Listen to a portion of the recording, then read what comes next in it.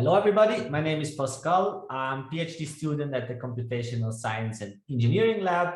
And if I were to describe my research in one sentence, it would basically turn out to be the title of this presentation, which is Deep Reinforcement Learning to Understand Aquatic Animal Behavior. So reinforcement learning is all about the interaction of an agent with an environment. So the agent takes actions which modify the environment, and the environment in return gives a state and a reward to the agent. So the goal is to find a policy which allows you to sample actions that is optimal with respect to what we call the state value function, which measures the cumulative sum of rewards that the agent will obtain in the future when following a certain policy. So for swimming, we have several tasks that we might want to solve. So here a small overview of tasks which are about station keeping. So I might either want to be station keeping behind another swimmer, or behind a bluff body that generates a Kalman vortex thread, or behind a flapping hydrofoil, for example, or some other object that creates a reverse von Kalman vortex thread. Of course, fish also swarm. So another important group of applications is to understand swarming behavior of fish. If any of these triggered you interested and you want to hear more, I'm very happy to see you at the MeetMyLab event. Goodbye. My name is Michalis Hatzimanorlakis, and I'm a PhD student at CSE Lab. I work on fluid mechanics, computational fluid dynamics, and I couple these applications with reinforcement learning and machine learning techniques. A list of available projects. On the computational fluid dynamics side, we're interested in GPU coding, code optimization, as well as implementation of several numerical methods. And on the machine learning or reinforcement learning side, we're interested in coupling our CFD codes with reinforcement learning algorithms, as well as optimizing schools of multiple swimmers, which is actually a specific application of reinforcement learning for the flows that we're interested in. And finally, we would like to have some surrogate modeling for our CFD codes that will enable us to implement reinforcement learning algorithms faster and in a more efficient manner. Hello, I'm Luca, and I'm a fifth-year PhD student at CSE Lab. I'm interested in the simulation of magnetically actuated micro swimmers, such as these two swimmers trying to reach a target. And this can be achieved with a uniform magnetic field and taking the advantage of having different geometries for each swimmer. The applications can be targeted drug delivery, and so naturally we want to apply this inside blood systems. And here is a simulation of a single swimmer going to reach a cancerous tumor cell in this case. But this is a proof of concept before going to larger systems, including swarms of these swimmers and more complex geometries. In collaboration with the University Hospital of Zurich, we want to understand the loss of neurons in diseases of the nervous system, such as Alzheimer's, Parkinson's, and Prions disease, and contribute towards engineering novel carriers to deliver therapeutics in the brain. In order to do that, we use machine learning to perform image processing tasks, such as machine learning for image segmentation for the detection of neuron cells in mouse and human brains. Additionally, we use machine learning for object classification in order to identify and separate between neuron cells, vessels, cell conglomerates, and other types of cells. Lastly, we're interested in path reconstruction for the segmentation and reconstruction of brain vasculature and nerve fibers close to the skin surface. If you're interested in applying machine learning to such medical datasets and contribute towards a better understanding for the progression of neurodegenerative diseases, then drop us an email. Hi, I am Pantelis, a fifth-year student at the CSE Lab, and I'm interested in machine learning for applications in fluid dynamics and complex dynamical systems.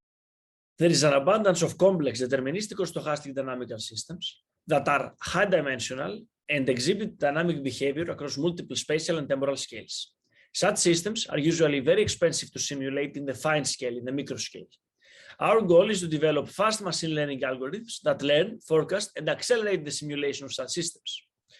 In our lab, we were developing a framework to learn effective dynamics by combining autoencoders with recurrent neural networks and alternating between micro and macro scale simulations.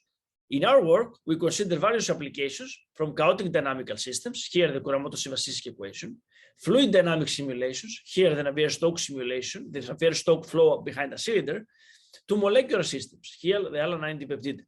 We offer various projects in improving the current framework or employing it to tackle other interesting applications. Hi, I'm Peter Karnakov. I'm a fifth-year PhD student at CSE Lab. I work on simulations of multiphase flows with bubbles, and here I will show you 5 examples. The first one is coalescence of bubbles. These bubbles are small. Their initial radius is 300 micrometers.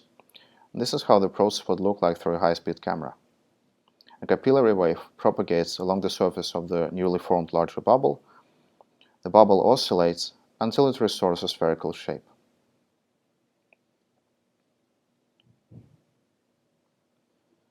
The second example is a microfluidic device.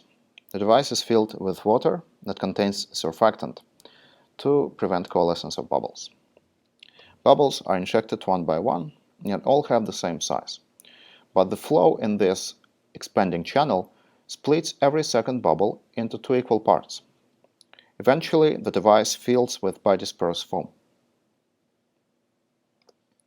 In the next example, bubbles are generated at the bottom of a tank filled halfway with water. The bubbles rise to the surface. Each bubble creates an elevation that attracts other bubbles due to buoyancy. Bubbles floating in water organize into clusters. The next one is a foaming waterfall. It illustrates how breaking waves generate foam in the ocean. Bubbles captured by the waterfall rise to the surface and create a layer of foam. The last movie shows an electrochemical reactor for water electrolysis that generates hydrogen and oxygen bubbles on the electrodes. The bubbles are carried away by the flow of the electrolyte into 2 separate outlets. The model describes the electric current, transport of dissolved gases, and nucleation of bubbles. Thanks for watching. You can find more examples on the GitHub page of my project. My name is Daniel. I'm a third-year PhD student at the CSE Lab, and I like to program and develop algorithms, especially in the fields of optimization, uncertainty quantification, and reinforcement learning. Coral is a tool for optimization, uncertainty quantification, and reinforcement learning. Let me quickly introduce these 3 problem types and show some exemplary algorithms. In an optimization problem, we search the inputs to a function that minimize or maximize a given objective. Since we usually work with large computer simulations, we have no access to the gradients, and we consider this as black box optimization problems. Here I visualize a highly scalable algorithm. It searches the optimum via repeated sampling of the parameter space until convergence. In an uncertainty quantification problem, we are interested in the probability distribution of the parameter of a function after observing experimental data. This probability distribution is approximated through a set of samples that are generated in repeated iterations, as seen in this example.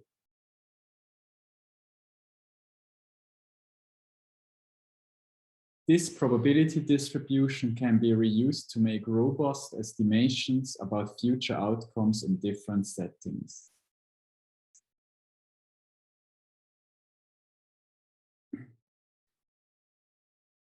If you're interested in these problems, feel free to contact us. And if you're interested in the software, you can find us here. Hello, I'm Hermione. I'm a postdoc here at CSE Lab, and I'm interested in using molecular dynamics for applications of nanofluidics. With more than 50% of the applications of graphitic allotropes taking place in an aqueous environment, we use molecular simulations to evaluate the water response at graphitic interfaces. The basis of every simulation is the computation of the interactions describing constraints between atoms and molecules. We are interested in the calibration and inference of the interaction parameters for systems of carbon and water in order to accurately predict their properties and response. Correct and validated interaction potentials can help us study interesting and fundamental phenomena in the nanoscale, as here how diffusion and water transport are affected by the excitation of the carbons on the nanotube walls. Or here, as to how the graphene surface property can affect the heat transfer to water. Here, two examples showcase the formation of an evaporating droplet on a heated graphene subsurface and the heat transfer in water from a warm to a cold graphene plane.